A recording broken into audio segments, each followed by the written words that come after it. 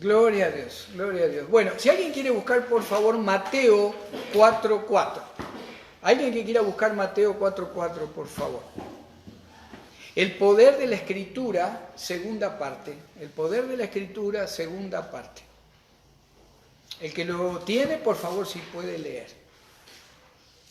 Él respondió y dijo, escrito está, no solo de pan vivirá el hombre, sino de toda palabra que sale de la boca de Dios. Amén. Bendito Padre eterno, gracias Señor por tu palabra, por tu presencia en este lugar. Gracias Señor Jesús por ser el creador de la palabra y del universo. Tú eres el Logos, la palabra creadora. Gracias Señor Espíritu Santo por habernos sellado, aquellos que hemos recibido a Cristo como Señor y Salvador. Y ahora tú eres el que nos enseña a través de la perfecta palabra de Dios. Te damos gracias Señor. Te pedimos por los que estamos, te pedimos por los que no pudieron venir, que tú nos guardes, por favor, como iglesia de Cristo. Señor, en el nombre de Jesús, amén. Amén. Lo primero que vamos a compartir, hermanos, vimos la semana pasada el poder de la Escritura, de por qué esta Escritura es única. Hoy lo que vamos a ver es 4 áreas que la Escritura me da. No hay otro libro que me pueda explicar estas 4 áreas en cuanto a lo presente, lo porvenir y la eternidad. Usted tiene ahí el primer punto. Alguien que pueda leer, por favor, Romanos 10, del 8 al 10. Usted tiene ahí en línea, pero yo lo voy a hacer de la siguiente manera, el dibujo. La palabra de Dios, la palabra perfecta de Dios, poderosa, es la única que puede o que tiene el poder de darme la salvación eterna. ¿Quién quiere leer Romanos 10 del 8 al 10? Mas, ¿qué dice?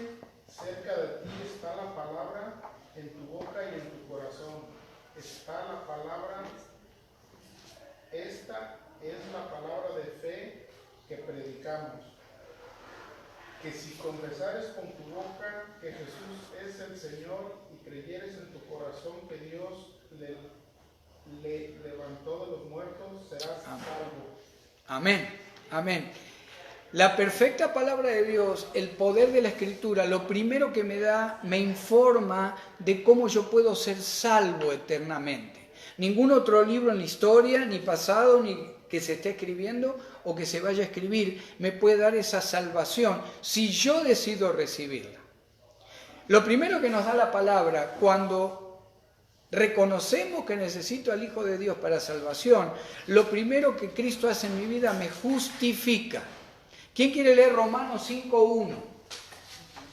Lo primero que el Señor me da es la justificación. Después que los leamos vamos a explicar qué es esto. Amén. Justificados pues por la fe, tenemos paz para con Dios por medio de nuestro Señor Jesucristo. Amén. Usted y yo, que hemos recibido a Cristo como Señor, ya hemos sido justificados delante del Padre. La cruz de Cristo, la muerte de Cristo, la sangre derramada por Cristo, nos justificó porque dice que Él cargó, o Dios cargó sobre Él el pecado de toda la creación. Leímos antes que Romanos 10, del 8 al 10, dice, si confesares con tu boca que Jesús es el Señor, creyeres en tu corazón que Dios le levantó de los muertos, serás salvo. Cuando soy salvo, lo primero que pasó, fui justificado. Romanos 5:1.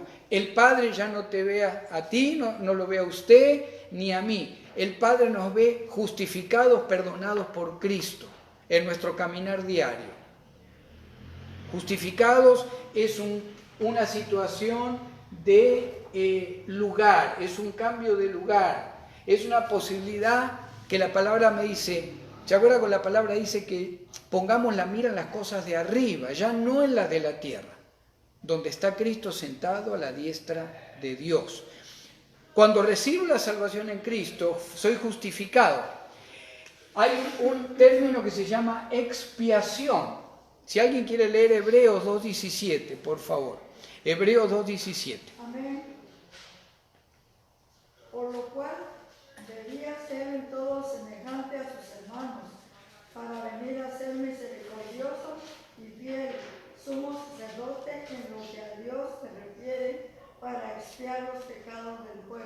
Amén.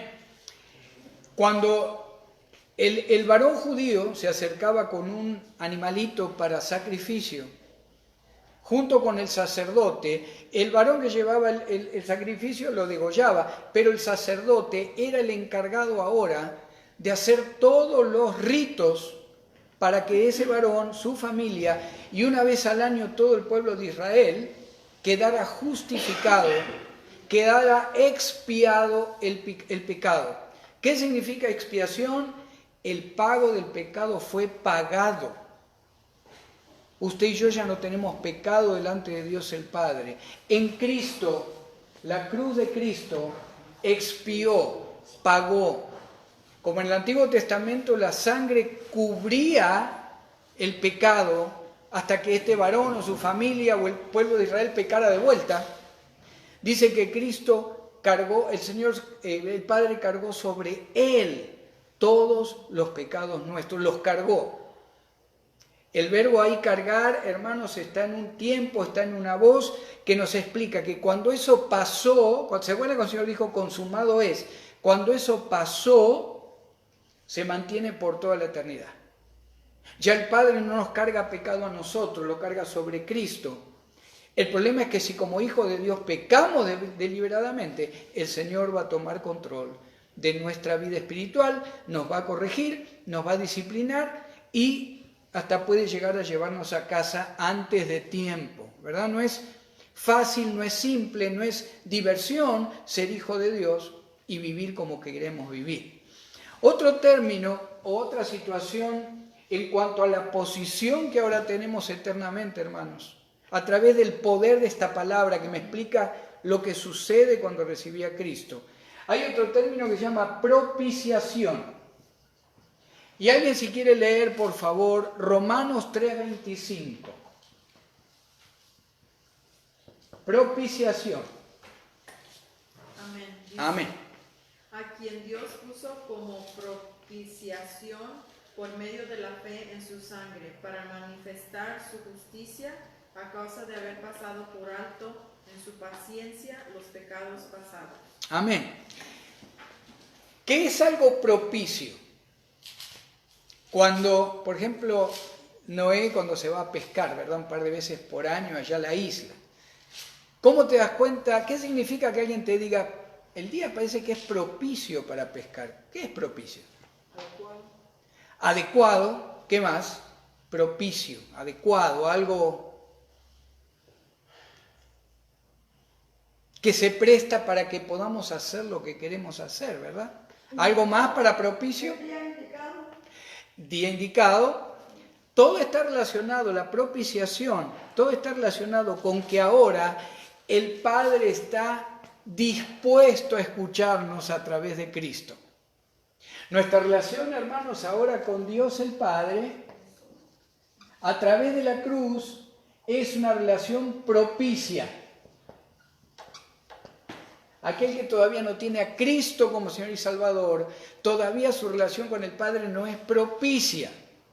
Dios no está dispuesto a escuchar porque todavía Cristo no es el mediador de esa oración, de esa relación, de esa salvación. Y por último, lo que esta palabra, el poder de esta palabra me enseña, es que yo he sido y usted redimido, redención. La redención. ¿Quién quiere leer, por favor, Mateo 20:28?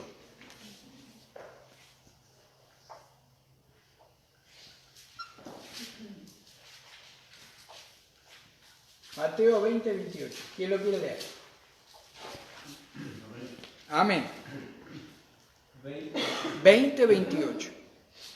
Como el Hijo del Hombre no vino para ser servido, sino para servir y para dar su vida en rescate por muchos. Amén. El Señor dio su vida en rescate. Ese es otro término, algo más que la palabra. Esta palabra me enseña de lo que sucedió cuando usted y yo recibimos a Cristo como Señor y Salvador. Fuimos justificados delante del Padre. Se expió, se pagó, se cumplió, se completó el pago de nuestro pecado. Ahora nuestra relación con el Padre es propicia en Cristo. Y cuando dice que se redimió, está relacionado con que hemos sido comprados por precio. ¿Se acuerda que el apóstol Pablo dice, hemos sido comprados por precio? ¿Cuál es el precio? La perfecta, la eterna, la divina sangre de Jesucristo. El término redención también, hermanos, está relacionado con que el pago se cumplió y era el pago correcto, ¿verdad? Usted va a comprar a lo mejor, no sé, una bolsa de harina y de repente está el precio equivocado y en lugar de pagar 1, 2, 3 dólares, no sé cuánto sale más o menos, usted lee 25 dólares, pero usted no se da cuenta. Llega a la cajera y cuando usted ve que registra 25 dólares un paquetito de harina, usted le va a decir, hay un error, el precio no es el correcto, ¿verdad? Cuando el Señor Jesucristo, momentos antes o algunas horas antes de ser detenido y llevado a la cruz, en el libro de Lucas, cuando registra que de repente orando dice, Padre, Padre, si puede que pase esta copa, pero no mi voluntad, sino la tuya. ¿Qué es lo que le está diciendo el Señor Jesucristo al Padre? El Hijo de Dios al Padre. Señor, ¿hay otro precio diferente al que yo tengo que pagar que pueda ser aceptado por ti para que la creación sea justificada, expiada y haya una propiciación delante tuyo para con tu creación? Y el Padre contestó que no. Después que el Señor ora por segunda vez, el Señor dice, pero no mi voluntad sino la tuya. Y va y lo llama a Pedro, que estaba junto con Juan orando, se habían quedado dormidos, y le dice, vamos, ya la hora ha llegado.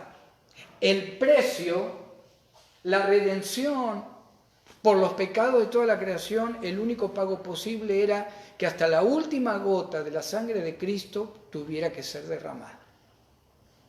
Usted y yo hemos sido comprados por un precio perfecto, exacto, único y eterno. Eso me lo enseña el poder de esta palabra. ¿Amén? Lo primero entonces, me da la salvación si soy obediente, si creo que esta es la perfecta palabra de Dios. Lo primero que me da la salvación. Vamos ahora, hermanos, a otro punto relacionado con que la palabra me enseña que si lo recibí a Cristo como Señor y soy obediente, mi vida de relación con los demás cambia. ¿Me alcanzaría? Gracias. Alguien que quiera buscar Colosenses. Gracias. Colosenses 3, del 18 al 22. Colosenses 3, del 18 al 22. Primero el Señor cambia mi núcleo familiar.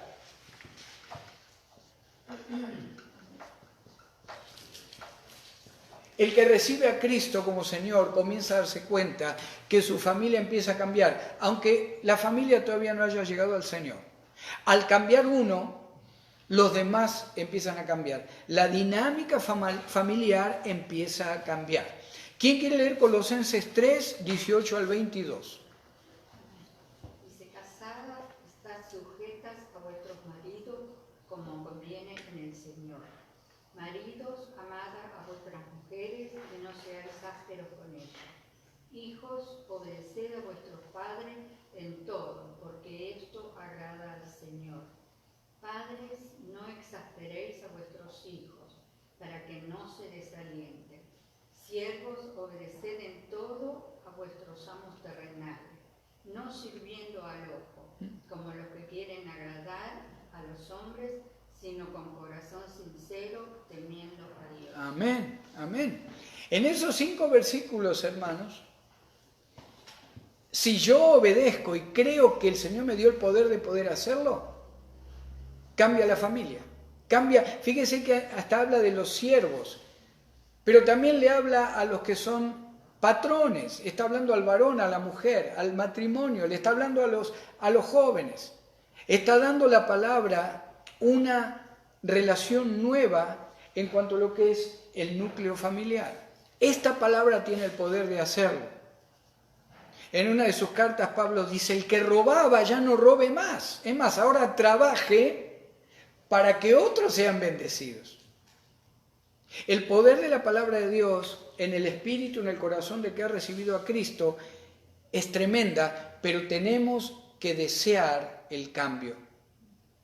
Mi núcleo familiar es transformado. Usted después puede leer ahí también 1 de Pedro 3, 1 y 7. También habla del varón y la mujer en cuanto al respeto. Al varón le pide que por favor trate a la mujer bien, porque si no las oraciones no van a ser escuchadas. 1 de Pedro 3, 1 y 7. El segundo punto, en cuanto a que el poder de esta palabra, si obedezco, cambia mi relación con los demás, mis amistades son transformadas. ¿Quién quiere leer Colosenses 4, 5? Amén. Andad sabiamente para con los de afuera, redimiendo el tiempo. Muy bien.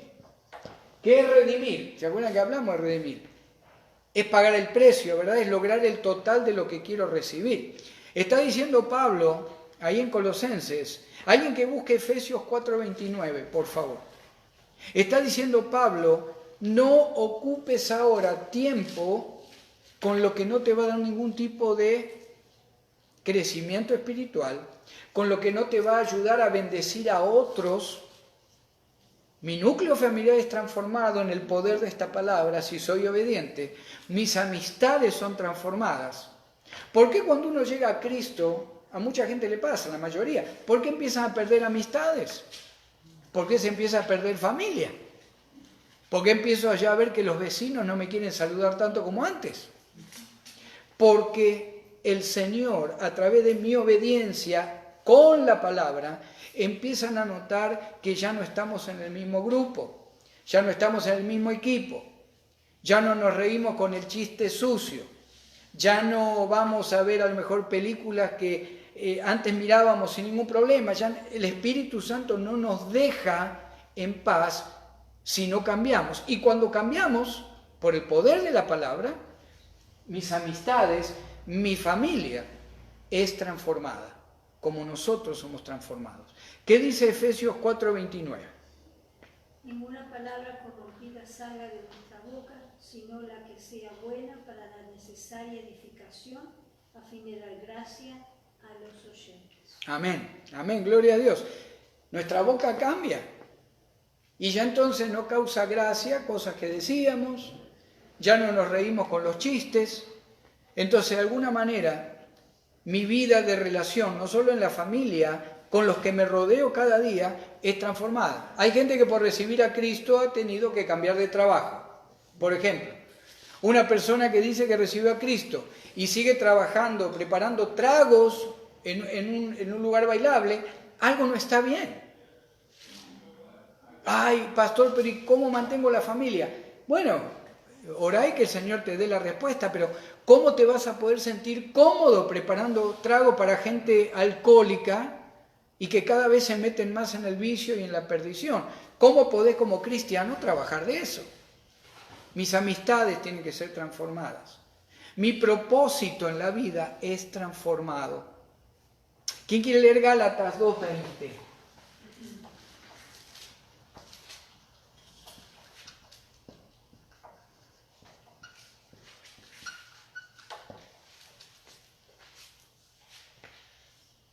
Mi propósito en la vida cambia con el poder de esta palabra. ¿Qué dice Gálatas 2:20? Amén.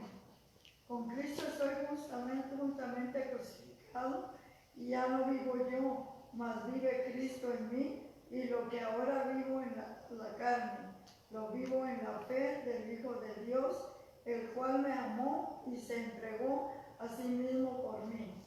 Amén. Está relacionado un poco cuando Pablo también dice, ahora para mí todo es basura, lo que para mí era lo importante. Pablo era pudiente económicamente, Pablo era un erudito en la palabra de Dios, era un hombre influyente, era un fariseo, era una persona que cuando él hablaba o se paraba, o la gente lo observaba, se le tenía miedo a los fariseos. Por el respeto, por la obediencia, por el temor, un fariseo podía decirle a alguien, usted desde hoy no entra más a la sinagoga. Y la sinagoga era el único lugar donde la familia judía tenía ese único día sábado para relacionarse. Gente que vivía en el campo a lo mejor. El sábado en la sinagoga era el único lugar donde se podían relacionar, donde se socializaba. El fariseo, el saduceo eran hombres con mucho poder político y religioso. Sin embargo, Pablo dice, todo lo que para mí era ganancia, ahora para mí es pérdida. En el original dice, es basura, es escoria, lo que yo creía que era importante para mí. Le vamos a pedir al hermano Noé si quiere leer 1 de Juan 2, del 15 al 17. 1 de Juan 2, del 15 al 17. Amén. Han dejado el camino recto y se han... Perdón, Primera de Juan 2, 15 al 17. No ames al mundo ni las cosas que están en el mundo. Si alguno ama al mundo, el amor del Padre no está en él. Porque todo lo que hay en el mundo, los deseos de la carne, los deseos de los ojos y la vanagloria de la vida, no proviene del Padre, sino del mundo. Y el mundo pasa y sus deseos, pero el que hace la voluntad de Dios permanece para siempre. Amén, amén. Qué bonita escritura, ¿verdad? Si soy obediente al poder de esta palabra a través de Cristo Jesús, primero tengo la salvación. Ya vimos los cuatro puntos, las 4 áreas de lo que pasó en el cielo con el Padre cuando Cristo dijo consumado es, y lo que pasa ahora cada vez que alguien dice yo creo que Él es el único Hijo de Dios, Él es el único que me da salvación, no tengo ídolos, no tengo fotos, no tengo estampitas, no tengo rosarios, lo único que quiero tener es a Cristo, te recibo como Señor y Salvador. Cuando la persona lo hace, es justificada delante del Padre, es expiado el pecado de su vida, hay propiciación, ahora es propicio, ahora el trato de Dios con él o con ella y la redención ha ocurrido, se ha pagado el precio correcto por el pecado. Cambia mi vida en relación a los demás, cambia mi núcleo familiar, mis amistades son transformadas, mi propósito en la vida es transformado. Algo más, hermanos, que me da la salvación en Cristo. Si soy obediente a ese llamado y lo recibo como Señor, me hace parte de una nueva familia espiritual. ¿Quién quiere leer Mateo 12, del 46 al 50? Nueva familia espiritual.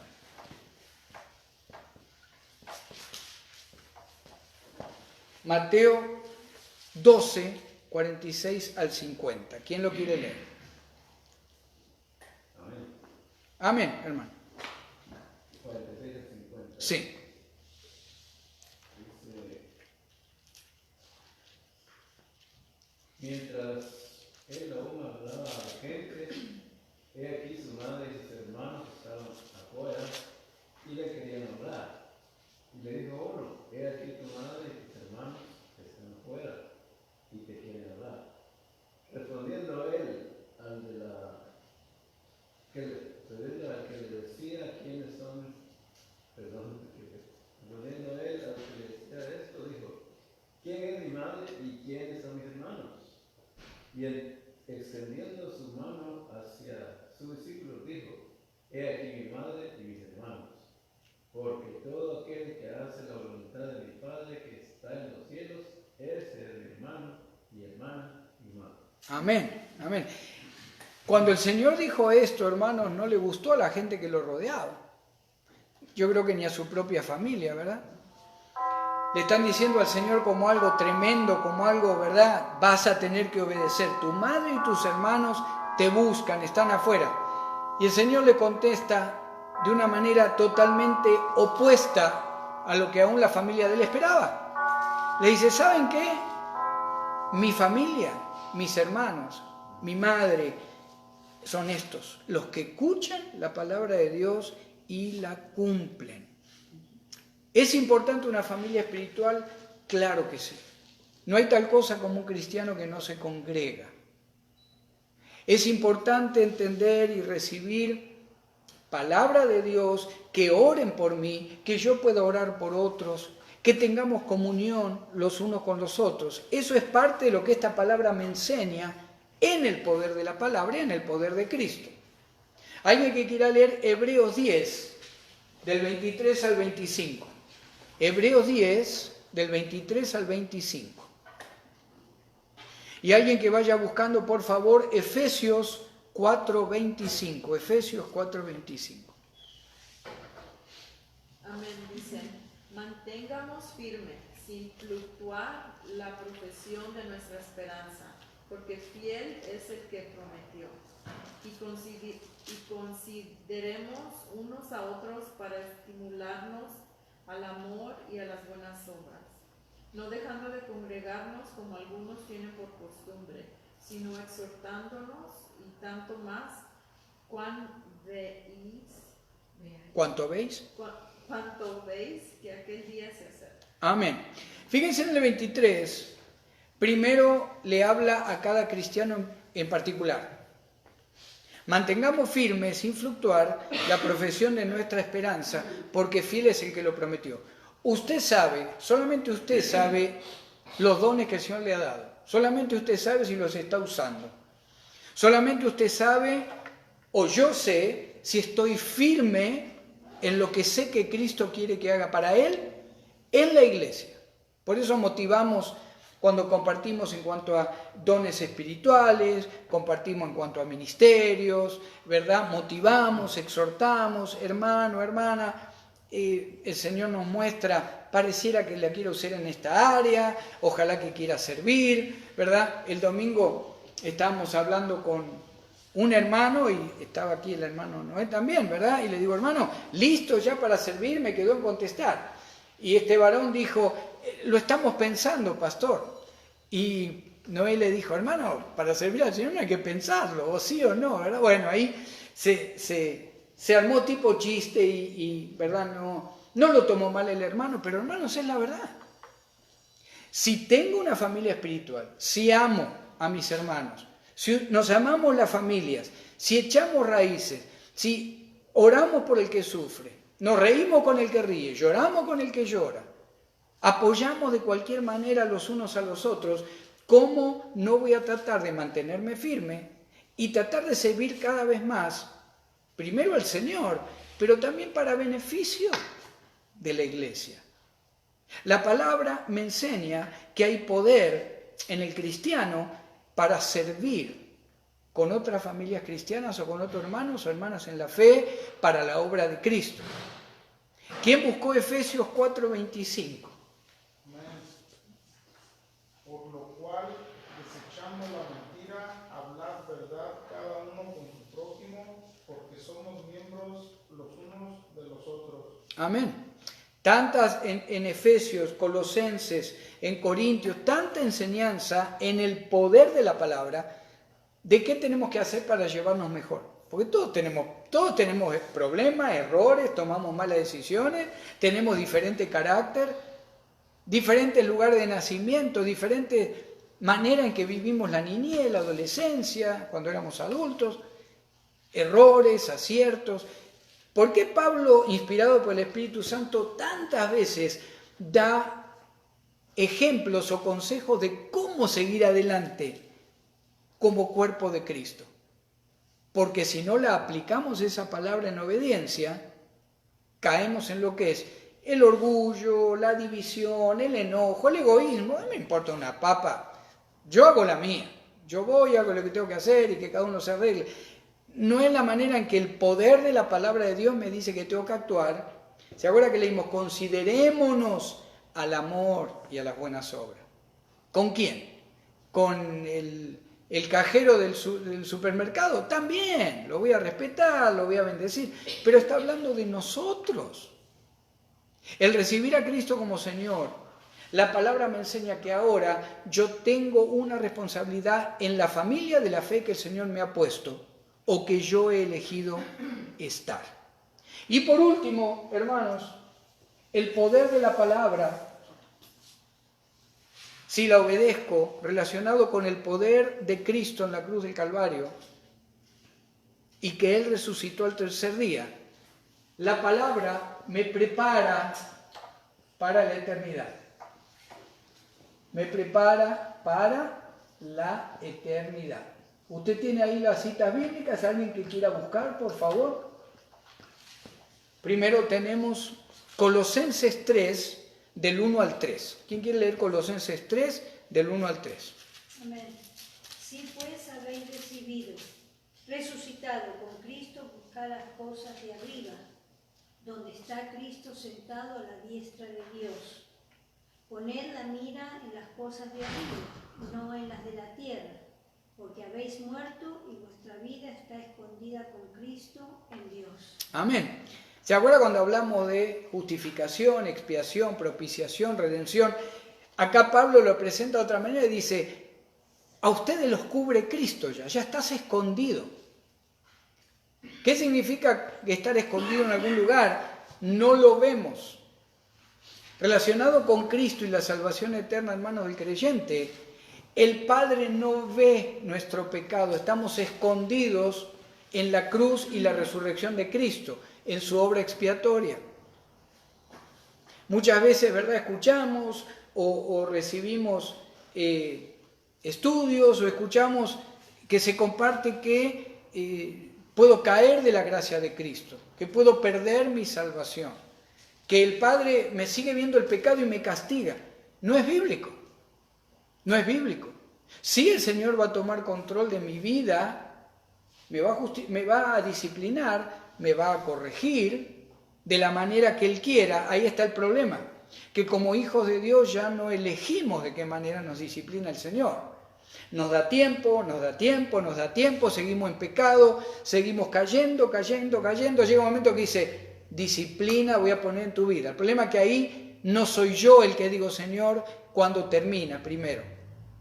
No soy yo el que le pregunto después, Dios, ¿por qué este tipo de disciplina? ¿Por qué no me das una más fácil? ¿Por qué no me das en otra área que es más fácil sobrellevarla? Ahí está el problema en la disciplina del Señor, con sus hijos. Esta palabra me prepara para la eternidad. Por eso ahí en Colosenses 3.1 dice, si es verdad que resucitaste con Cristo, comenzá a poner esfuerzo en buscar las cosas de arriba. No está diciendo mira las cosas de arriba. Sería tan fácil, ¿verdad?, todas las mañanas despertarnos y tener una visión del cielo, escuchar, me anota en un pizarrón el Señor lo que tengo que hacer ese día, la decisión que tengo que tomar. La palabra de Dios a través de Pablo dice, buscarla con esfuerzo, lo que el Señor te quiere hablar a través de esta palabra. En cada decisión familiar, matrimonial, ministerial, laboral. Aquí está todo. Este es el poder de la palabra, porque es la palabra de Cristo. El que lee esta palabra lo lee a Cristo, ¿verdad? Entonces dice el Señor a través de Pablo, esforzate en buscar las cosas de arriba, aunque no lo veas sentado a Cristo en este momento. Pero posicionalmente, Él está allí y nosotros estamos allí. Y por último, hermanos, en cuanto a que me prepara para la eternidad, Juan 14, del 1 al 3. ¿Quién lo quiere leer? Amén. Amén, hermano Héctor. ¿Qué dice? No se turbe vuestro corazón. Creéis en Dios, creed también en mí. En la casa de mi Padre muchas moradas hay. Si así no fuera, yo lo hubiera dicho. Voy, pues, a preparar un lugar para vosotros. Y si me fuere y os preparare el lugar, vendré otra vez y os tomaré a mí mismo, para que donde yo estoy, vosotros también estéis. Amén, amén. Que queremos más esperanza que esa, hermano, en la palabra de Dios. Imposible. Me está diciendo, ¿dónde está Él? Me está diciendo lo que fue a hacer cuando resucitó. Y lo tremendo es que me explica que como Él fue, después de resucitar, ahí me va a llevar a mí y lo va a llevar a usted. Y a todo aquel que lo recibió como Señor. Y si me fuere, en el original leemos, y como me voy a ir y voy a preparar lugar, vendré otra vez. ¿Qué está esperando la iglesia de Cristo, hermanos? La venida del Señor, el rapto de la iglesia. El Señor dice, voy a venir otra vez, los voy a llevar conmigo para que donde yo estoy, vosotros también estéis. La palabra de Dios, hermanos, hemos visto en la clase pasada por qué este libro es único. Hemos visto ahora que no hay libro en la historia de la creación, y lo habrá, que me informe de dónde vengo, a dónde voy, cómo puedo ser salvo, quién me dio la salvación si lo recibo como Señor y Salvador. Ojalá que podamos compartir con alguien que no tiene a Cristo, con algún joven, como decíamos al principio. Tantos jóvenes están alejándose de la iglesia, de la palabra de Dios.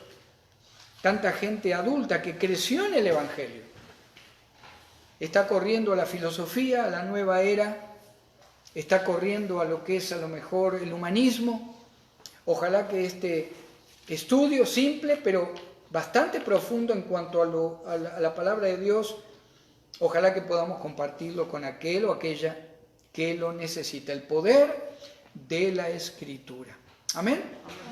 Señor, te damos gracias, Padre, por tu palabra. Gracias por la atención de mis hermanos. Gracias, Señor, por el poder de tu palabra.